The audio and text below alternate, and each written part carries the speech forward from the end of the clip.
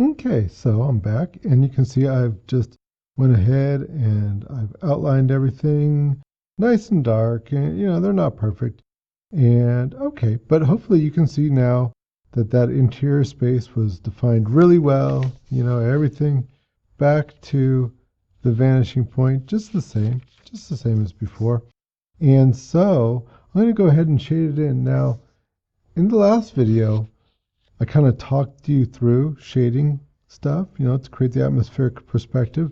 This time I'm going to figure that you watched it, and I'm not going to do really anything different in this one. As you can see, it still has the same top is kind of dark and bottom is kind of, dark, and then it gets, well, it would go lighter towards the horizon, but we don't really see the horizon, but we can still see it getting lighter as it's going down.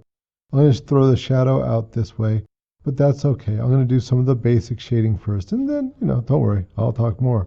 But, you can see here in the inside how I've made it darker because that's just natural, right? Maybe a little bit of lightness around the window itself. Okay. Anyways, but I'm just going to go ahead and start shading with my wooden pencil using the edge, and I'll be back. So I've shaded in a lot of this stuff now.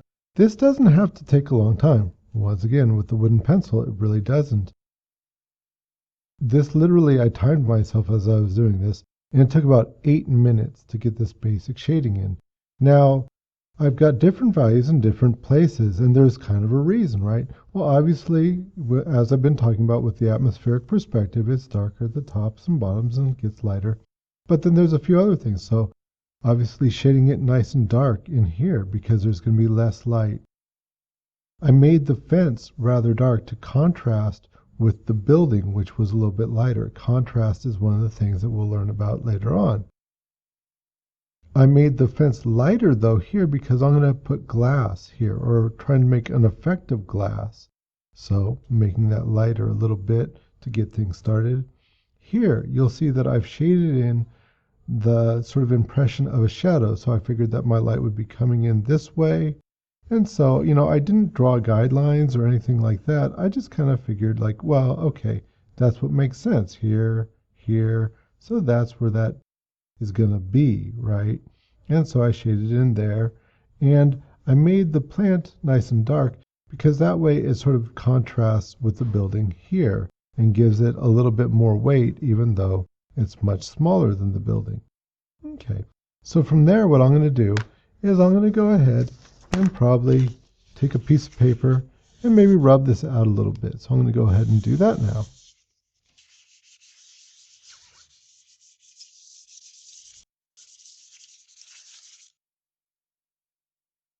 Okay, so by rubbing things down, that did soften things up a little bit. And now I'm going to put in a few extra bits of shading here and there, as well as putting in some texture. So let's think about it for a second. So maybe under the eave right here, maybe a little bit more shadow.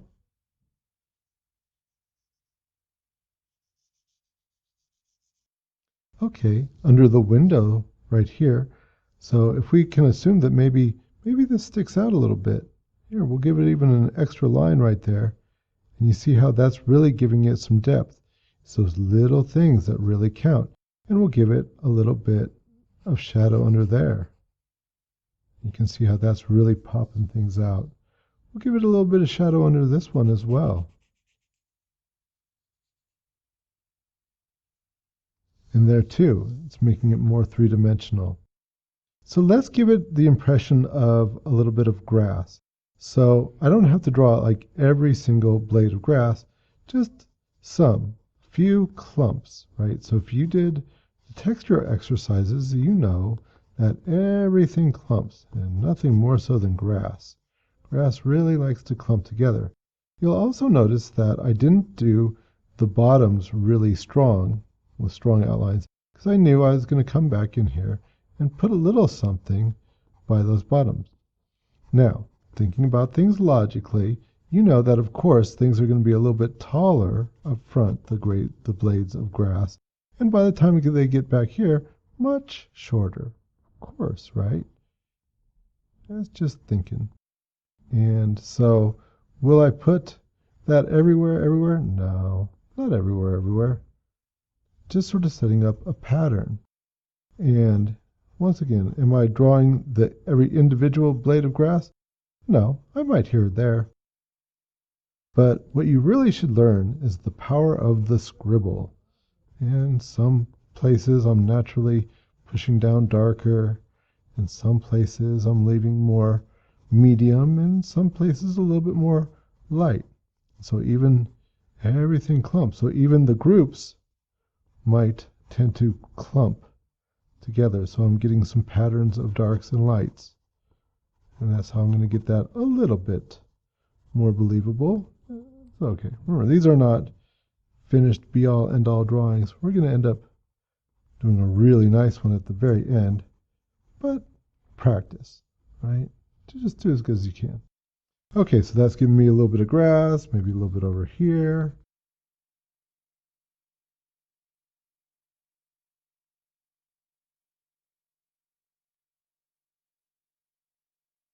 Okay, and so up here, maybe in front of your shed, you'd probably have like a little bit of dirt or gravel. So whereas the grass was like, well, grassy, right? And this is going to be more scribbly little round shapes, more like little stones. And I don't have to draw every little stone. One trick, if you really want things to be very accurate looking, is every once in a while draw a stone, draw a complete one. And that will make everything else look like there's a bunch of them. Because if you go out and if you look like at a bunch of gravel or a tree with a million leaves on it or whatever, those leaves and whatnot are not all going to be perfectly visible at all times. They're going to be at all different angles, and some are in front of others and whatever, right? But every once in a while you'll see one that, kind of defines that perfect leaf shape. And so if you just throw a few little perfect ones in there, here and there, not too many, then that will make all your other sort of angular or scribbly or round shapes give the impression of being a bunch of leaves or a bunch of gravel or a bunch of whatever, right? And even here, I want to get my shapes, my little scribbles a little bit bigger as they go forward. And once again, let me define just a few of those and maybe a few clumps of those. And that's what's going to give me the impression of it being a bunch of stone. Maybe in between my stones, I'd have more of that sort of thing going on. That makes sense, right? Maybe next to the edge of things, because oftentimes next to the edge of things here, give it a little impression of a part of the building there. Okay. All right, cool. And let's see, where else? Oh, maybe in here, let's give these stones a little bit more texture. And these would be low, flat forms, so we want to give them a little bit of a shadow side, right? And some areas that are going to be a little bit brighter.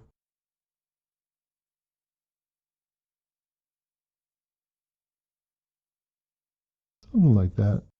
And here, under here, so if this is a three-dimensional thing that's coming down, then it would have more shadow under there, wouldn't it? And we'll make that a little bit darker. Make that darker in there. Right.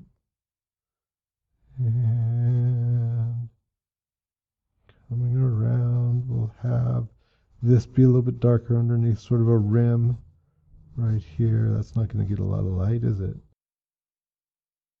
And then maybe up underneath these leaves. All right, and we'll even get some of the leaves darker than some of the other parts of the leaves.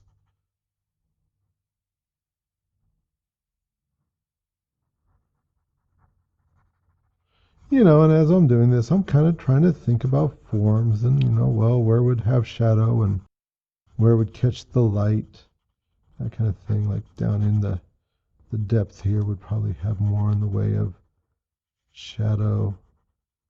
Things out on the tips would have more light. Things with the leading edge would have more light. Underneath the plant there'd be more shadow. Okay, good enough, good enough. And else? Where else needs to happen? Okay, maybe a little bit more rough in here, just with my edge.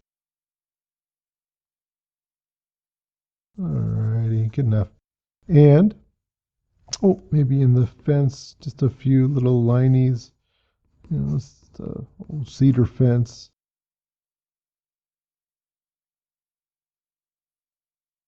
Oh, that made a big difference. And over here too.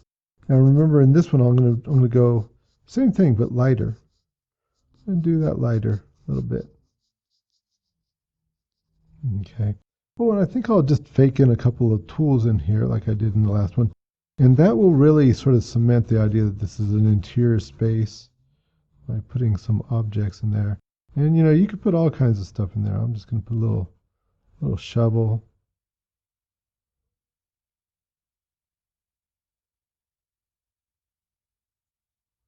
And I'm not going to put a lot of detail into that. And what I put on the other one, I put like a little rake, maybe. Something like that. Yeah, there we go. Maybe another little thing sitting right in here.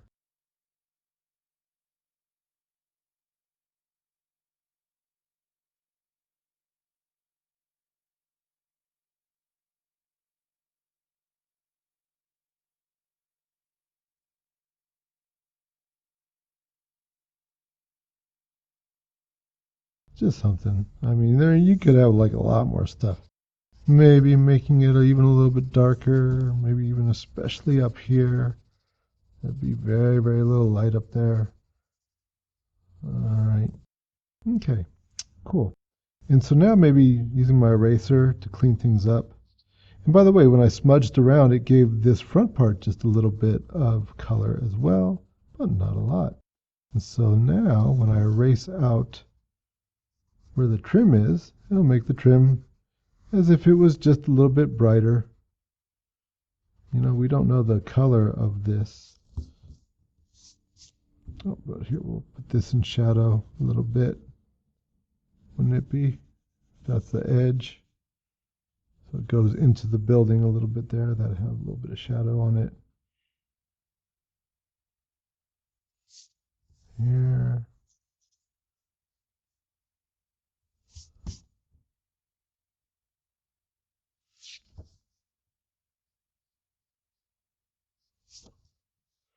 Okay, we'll put just a little bit. Just a little bit of shadow under there. Oh, let's see right here. And, you know, my lines are a little bit bent, but, you know, who knows, man? If you had a shed, maybe it would be not totally perfect. And maybe a little bit. I'll take out a little bit over here. Just to lighten that up a little bit, but not too much. So, you know, with my eraser, you know, here I can really get, you know, like erase off a lot of it, right? Here, maybe very light pressure. Okay, let's see, where else?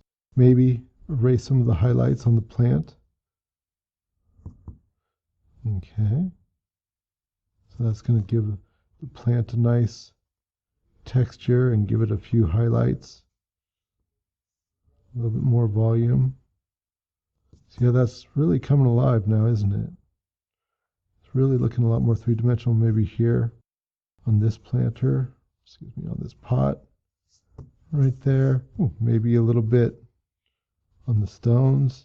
So a little bit more there. A little bit less in here because this is in the shadow, right? So I'll be a little bit more gentle as I erase out there. And let's see, where else? Maybe in here, just a little bit scribbling around. Same way that I did my little bit of scribbly here. I'll kind of scribble with the eraser, just a little bit here and there. Try not to be too regular with where I'm going with that. All right, here, boop, boop, boop, boop, boop, boop, boop, boop. Blend that eraser back in, and that's giving it a really interesting texture. Okay, where else? Maybe this would have a little bit of light on it. Who knows? On that handle right there. Who knows?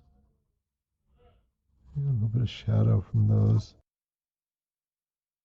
Okay, so now on the window, I think what I'll do is I'm just gonna cut right across It's sort of at a diagonal and just here and there, just a little streaky. And that's just going to give it the effect, maybe some places a little bit harder erasing than others, that there's just something there. I'll do the same thing over here on this side.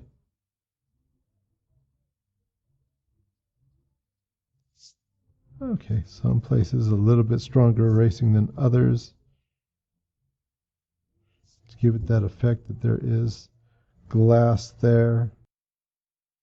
And, well, good enough, right? So now, remember, I want you to label things. So this one is perspective drawing 2. Excuse me, drawing 3. Okay, and what are we doing? We're doing 1-point perspective. And we are using interior shapes. That would be these ones right here. And interior space, as well as atmospheric perspective. Okay, so I want your name down here. So your last name, your first name, and the period number. And this is exercise number 3. So there you go. And, oh, I think, you know what? I think that could be a little bit darker right in there. Just a little bit. Ooh, that really changed things. Those little things. Well, anyways, I hear a lot of nice music outside. Sounds like they're having a party, so enough of this stuff. Go join the party.